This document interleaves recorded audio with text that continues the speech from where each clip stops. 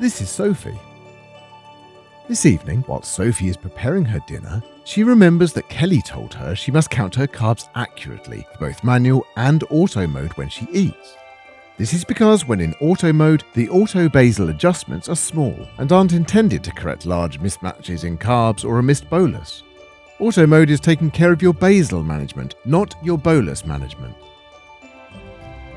Sophie knows that she must enter a specific bolus amount 10 to 20 minutes before she starts a meal. To make sure she calculates the correct bolus amount, Sophie uses the Bolus Wizard feature.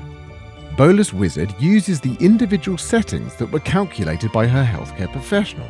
These settings include carb ratio, sensitivity factor, blood glucose targets, and the active insulin time.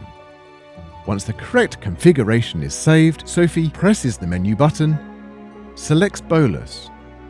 Once Sophie has done this, she enters her blood glucose level and the grams of carbohydrates that she plans to eat.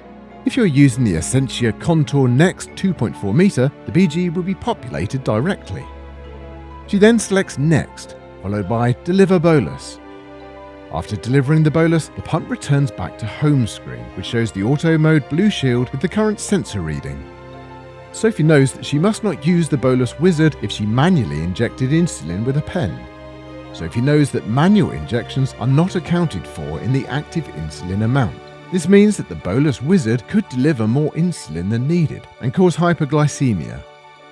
If her glucose value is reading high, Sophie knows she can enter her current BG and allow the pump to administer its recommended correction bolus.